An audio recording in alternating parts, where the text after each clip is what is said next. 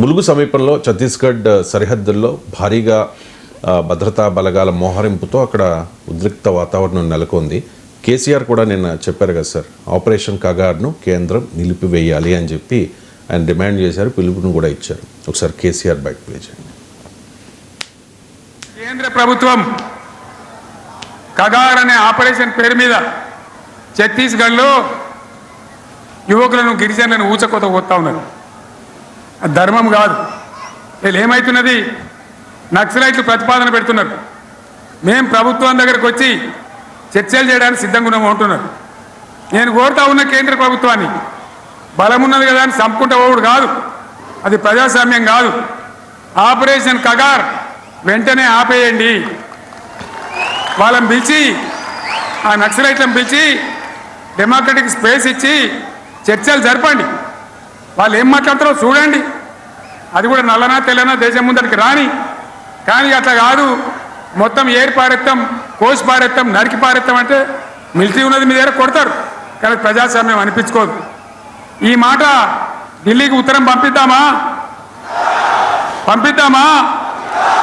మీరందరూ సపోర్ట్లు కొడితే తీర్మానంగా భావించి దాన్ని కేంద్రానికి పంపిద్దాం. ఇవాళ సార్ అమిత్ షా చెప్తూ ఉన్నారు, మార్చ్ 31, 2026 కల్లా నక్సల్స్ రహిత, మావో రహిత భారత్ అని చెప్పేసి. ఆపరేషన్ కగార్ మీద కూడా కొన్ని ఆరోపణలు వస్తూ ఉన్నాయి. కేసీఆర్ అయితే అబ్జెక్ట్ చేస్తూ ఉన్నారు, వెంటనే నిలిపివేయాలి అని చెప్పి డిమాండ్ చేస్తూ ఉన్నారు. దీనికి పరిష్కారం ఏంటి సార్? అంటే కేసీఆర్ రైజ్ చేసిన అంశము బీఆర్ఎస్ఏ కాదు, బీజేపీ ఇతర పార్టీలన్నా అవే చెప్తున్నాయి. నిన్న శాంతి చర్చల కమిటీ కూడా సీఎం రేవంత్ రెడ్డికి కలిసింది. రేవంత్ రెడ్డి కూడా చెప్పింది, దీన్ని మేము సామాజిక కోణంలోనే చూస్తున్నాము నక్సల్ సమస్యను అని పేర్కొన్నారు. మీకు ఇంట్రెస్టింగ్ ఏంటంటే, నిన్న సభలో ఆపరేషన్ కగార్ పైన మాత్రమే కేసీఆర్ తీర్మానం ఉంది. ఇంకే అంశం పైన తీర్మానాలే.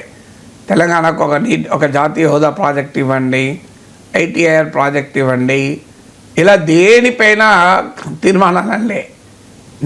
వక్ఫ్ చట్టాన్ని మార్చండి తీర్మానం లేదు. ఒకటే తీర్మానం, ఆపరేషన్ కగార్ ఆపండి అనే తీర్మానమే. మీరు సపోర్ట్లతో తీర్మానంగా పంపిద్దామా అన్నాడు. నా హైడ్రేషన్ కోసం I just trust one thing, ఫుల్గా వాటర్ ఉండే కంట్రీ డిలైట్ వల్ల పొలాచి కోకోనట్స్. సో ఇప్పుడే కంట్రీ డిలైట్ యాప్ డౌన్లోడ్ చేసుకొని ఆర్డర్ చేయండి.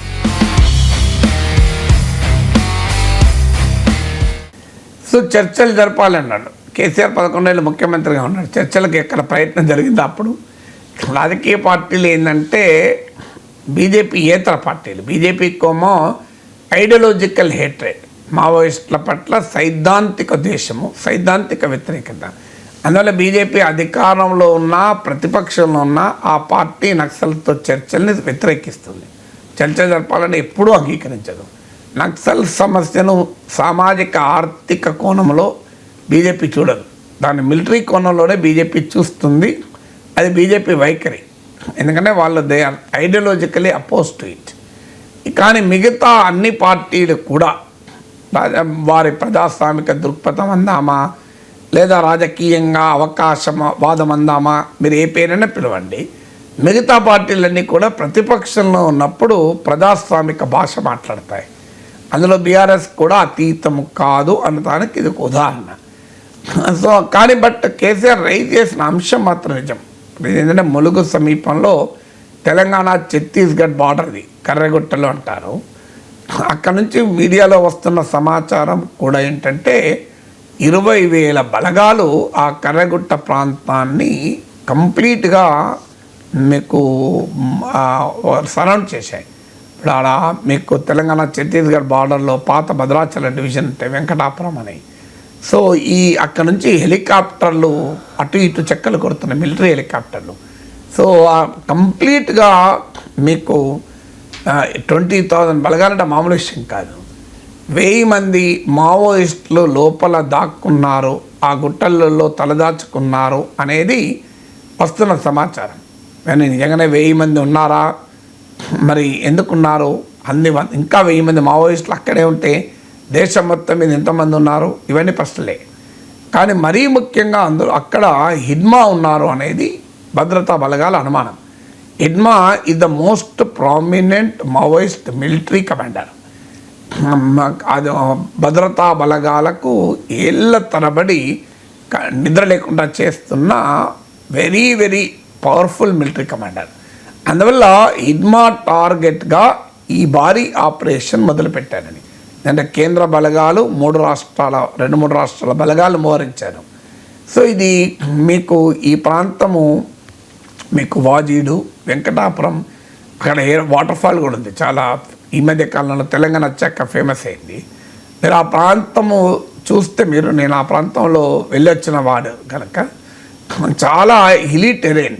ఇప్పుడు మీకు ఈ కర్రగుట్టల్లో చాలా గుహలు ఉన్నాయి, సొరంగ ప్రాంతాలు ఉన్నాయి, నేచురల్గా ఫామ్ అయినాయని.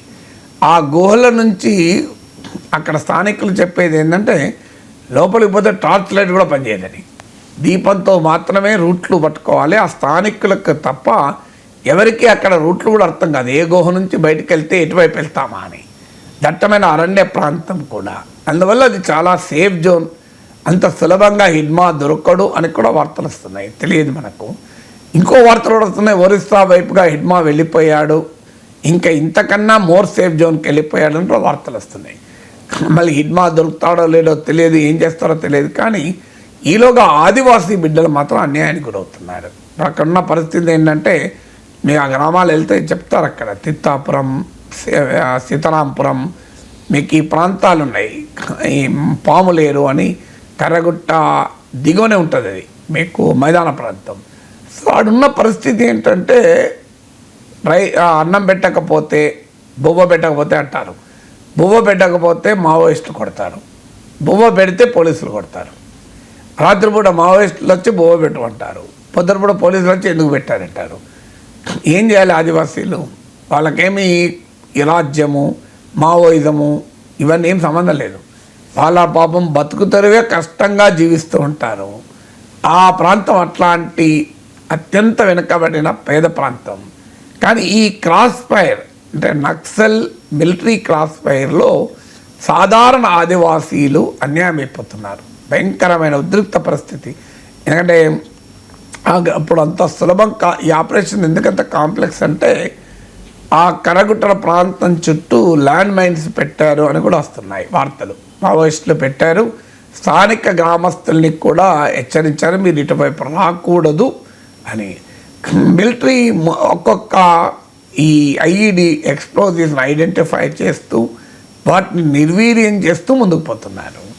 సో అందువల్ల ఈ ఆపరేషన్ ఎంత మేరకు విజయవంతమవుతుంది, అసలు ఈ క్రమంలో ఎంతమంది అమాయకుల రక్తదర్పణం జరుగుతుంది, ఆ ప్రాంతంలో ఎంతటి ఉద్రిక్త వాతావరణం ఉంది అనేది ఇప్పుడు చాలా ఆందోళనకరంగా ఉన్న పరిస్థితి. సో 20,000 మిలిటరీ బలగాలు, 1000 మంది నక్సలైట్లను రోజుల తరబడి ఒక రకంగా అష్టదిగ్బంధన చేశారు ఇప్పుడు.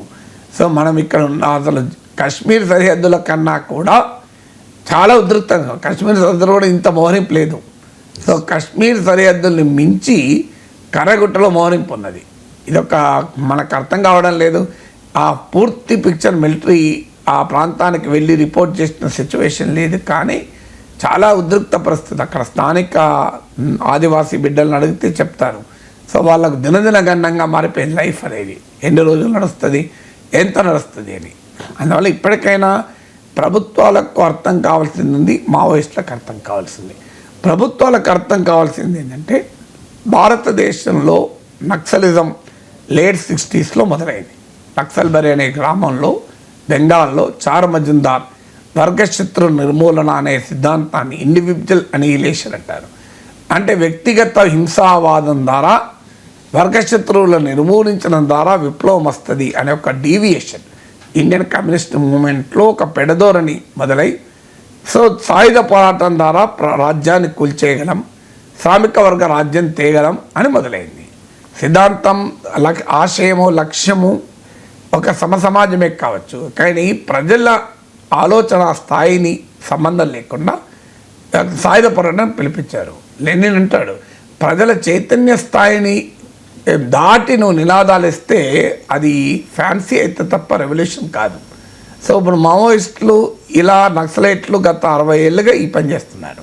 కానీ ప్రభుత్వం ఏం చేస్తుంది, 60 ఏళ్ళుగా మిలిటరీ ద్వారా దీన్ని ఒక ల్యాండ్ ఆర్డర్ ప్రాబ్లంగానే చూసి మిలిటరీ ద్వారా దీన్ని మేము అంతం చేస్తామని 60 ఏళ్ళుగా చేస్తున్నారు. కొత్తగా చేస్తున్నారా? సాల్వాజుడు లాంటి ప్రమాదకరమైన కౌంటర్ నక్సలైట్ ఆపరేషన్ చేయించారు నాన్ స్టేట్ యాక్టర్స్తో. ఏం జరిగింది ఇప్పటివరకు? నక్సలిజం పోయిందా? అందువల్ల violence thrown up by political movement అనేది డిఫరెన్స్. హింసే కావచ్చు, కానీ ఒక రాజకీయ ఉద్యమం ద్వారా వ్యక్తమైన హింసను, రాజకీయ ఉద్యమంలో భాగంగా వచ్చిన హింసను వేరుగా చూడాలి. దానికి కారణం అక్కడ ఉన్న జంగల్ జమీన్, అడవి, భూమి, నీరు, ఇక్కడున్న వనరులు మావి అనేటువంటి ఆ జంగల్ జమీన్ అనే సామాజిక ఆర్థిక అంశాలను పట్టించుకోకుండా కేవలం మిలిటరీ సొల్యూషన్ ద్వారా మాత్రమే మేము నక్సలిజాన్ని అంతం చేస్తామంటే 60 ఏళ్ళలో సాధ్యం కాలే. ఇది మేము చెప్పడం కాదు, ప్లానింగ్ కమిషన్ రిపోర్ట్లు ఉన్నాయి. Social and economic challenges in the left wing extremist affected areas అని చాలా దశాబ్దాల క్రితమే రిపోర్ట్స్ ఉన్నాయి. కానీ బీజేపీ ప్రభుత్వం లేదు, మేము మిలిటరీ సొల్యూషన్, మేము తుపాకులతోనే ఏరి పారేస్తామని. కేసీఆర్ ప్రజాస్వామ్యం అనిపించుకోదు అన్నాడు. నేను ప్రజాస్వామ్యం అనిపించుకుంటుందా లేదా అన్న డిబేట్లోకి వెళ్ళడం లేదు. ఎందుకంటే బీజేపీ వాళ్ళు వెంటనే అంటారు, మరి నక్సలైట్ ప్రజాస్వామ్యం, వాళ్ళు తుపాకులు పట్టుకోవడం ప్రజాస్వామ్యం అనిపించుకుంటుందా? ప్రజాస్వామ్యంలో సాయుధ పోరాటం ఉంటుందా? ప్రజాస్వామ్యంలో హింస ఉంటుందా అని అనొచ్చు. అందుకని నేను అది ప్రజాస్వామ్యం అనిపించుకోవడం లేకుండా అంటలేను, సమస్యకు పరిష్కారం దొరుకుతుందా అంటున్నాను. 6.5 దశాబ్దాల్లో సాధ్యం కాదు, ఇప్పుడు సాధ్యమవుతుందా? అందువల్ల దీన్ని సోషల్ అండ్ ఎకనామిక్ డైమెన్షన్ గుర్తించకుండా కేవలం మిలిటరీ సొల్యూషన్ వెతుక్కుంటే అది సాధ్యం కాదు. ఇక మావోయిస్టులు కూడా అర్థం చేసుకోవాల్సింది ఏంటంటే, ప్రపంచవ్యాప్తంగా మనం అనేక దేశాల అనుభవాలు చూసాం. నేపాల్ మావోయిస్టులు ఇంతకన్నా చాలా పవర్ఫుల్. 10 ఏళ్ల పాటు నేపాల్ గ్రామసీమల్లోకి వేరే పార్టీలు ఎంటర్ కాలేకపోయారు. రాజరిక పాలన అంటూ దగ్గర కూడా లేకపోయింది. అలాంటి మావోయిస్టులు ఆయుధాలు మీని జనజీవన సెవెంత్లోకి వచ్చి ప్రజాస్వామిక పంతాన్ని ఎంచుకొని దేశ ప్రధానమంత్రి కూడా అయ్యాడు ప్రచండ. అందువల్ల మీరు శ్రీలంకలో చూసాం ఇటీవల, మీకు అనుర కుమార్ దిశనాయకే. ఈ పార్టీ చరిత్ర తీస్తే జనతా విముక్తి పెరమన, ఇది ఒక మార్క్సిస్ట్ లెనినిస్ట్ గ్రూప్. ఇది ఒకప్పుడు సాయుధ పోరాటం జరిపింది, 2 సార్లు సాయుధ పోరాటాలు జరిపింది, ఒక్కసారి కూడా కాదు. 1000 మంది చనిపోయారు. ఆ తర్వాత వదిలేశారు. లాస్ట్ ఎలక్షన్లో 3% ఓటింగ్ వస్తే శ్రీలంకలో ఎకనామిక్ క్రైసిస్ వచ్చి రాజపక్ష ప్రభుత్వాల నిర్బంధ కాండ, నిరంకుశ పాలనకు వ్యతిరేకంగా ప్రజలు తిరుగుబాటు చేశారు. అరగాలియా అంటారు దాన్ని సిమలి భాషలో. ఆ అరగాలియా నుంచి ప్రజల పోరాటానికి నాయకత్వం వహించి ఇవాళ 43% ఓటింగ్తో శ్రీలంకలో ప్రెసిడెంట్ అయ్యాడు అనుర కుమార్ దిశనాయకే. పార్లమెంట్ ఎన్నికల్లో కూడా గెలిచింది. సో నేపాల్ అనుభవం, శ్రీలంక అనుభవం మనకి ఏం చెప్తోంది? సాయుధ పోరాట పంతా ఈ కాలంలో రాజ్య వ్యవస్థ చాలా బలమైన రోజుల్లో వార్ఫేర్లో ఆర్టిఫిషియల్ ఇంటెలిజెన్స్ను కూడా ఉపయోగిస్తున్న తరుణంలో అంత సులభం కాదు ఇది. అందువల్ల ఇంకా ఈ రక్త తర్పణాలతో మేము విప్లవం తెస్తామనుకుంటే మావోయిస్టులు కూడా షుడ్ రీథింక్. ప్రజా ఉద్యమాలు, ప్రజల సమీకరణ లేకుండా వ్యక్తిగత హింసావాదంతో విప్లవాలు రావు, నిలబడవు. అదే మావోయిస్టులు శాంతి చర్చలే కాదు, వాళ్ళ పొలిటికల్ పంతాను రీథింక్ చేయగలగాలి. ప్రభుత్వాలు కేవలం మేము మిలిటరీ సొల్యూషన్ ద్వారా అంతమందిస్తామంటే అమాయక ఆదివాసీ బిడ్డలను పొట్టన పెట్టుకుంటారు తప్ప నిజంగా మీరు ఆయుధాలు పట్టుకున్న నక్సలైట్లు ఎంతమంది ముట్టుకోగలరు అనేది ప్రశ్నే.